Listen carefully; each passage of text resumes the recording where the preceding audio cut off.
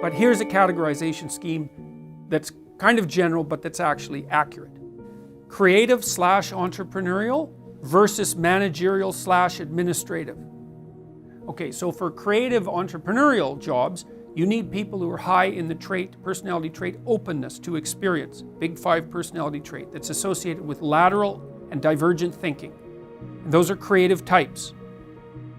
And for managerial and administrative jobs, and those are jobs that are more algorithmic. And so, like, imagine the guardrails. You're a train on a track and you want to go down the track fast.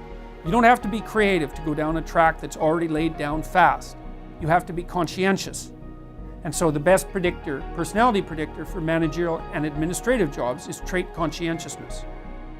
Okay, so there's a tension in organizations between lateral and divergent thinking and efficient movement forward. Now, if you know what you're doing, what you want is conscientious people. Because if you know what you're doing, you should just do it as efficiently as you can. But the problem is the world changes around you unexpectedly. And so if you don't have people who can think divergently, when the marketplace shifts on you, which it most certainly will, then you don't have anybody who can figure out where to lay new tracks. Now, it's really, really difficult for corporations to get the balance between the entrepreneurial creative types and the managerial administrative types correct. And what I think happens, and I don't know this for sure, and the research on this isn't clear yet, what seems to happen is that when a company originates, the creative entrepreneurial types predominate.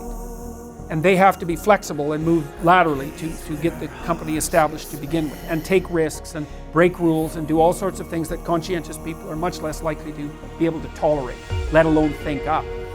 But as the company establishes itself, the managerial administrative types pour in and take over. But if they take over too much, then the company gets so rigid it has no flexibility. Okay, so the first thing you need to do to manage a large enterprise is to understand that these are actually different people. Okay, so first of all, everyone is not creative. That's a lie. So we established this measurement instrument called the Creative Achievement Questionnaire, which is very widely used in creativity research now. Okay, and what you see, so what it does is it breaks down creativity into 13 dimensions. And then it ranks order levels of creativity from 0, I have no training or talent in this area, to 10, I have an international reputation in this area. Okay, and then we plotted the scores. Okay, this is the distribution. Okay, it's not a normal distribution. 60% of the people who take the Creative Achievement Questionnaire score 0. Right, a tiny minority have high scores, and that's a Pareto distribution. It's a classic distribution of human productivity. So you always get a Pareto distribution, not a normal distribution when you're talking about productivity. Creative people are a distinct minority. They're a different kind of person. And they're a pain. They're a pain because you can't evaluate them. Right? It's like, how the hell do you evaluate a creative person? Because they keep changing the rules of evaluation. So they're a handful to manage, and they're always trying to play a new game.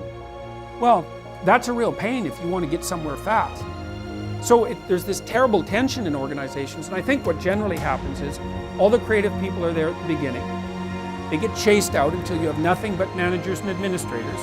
Then the environment shifts, then the company dies. Now you might think, well, I don't want my company to die. It's like, okay, then you need to understand the difference between these two kinds of people, which you probably won't, and you probably won't admit to, even if you knew. And then you have to figure out how to get the balance right.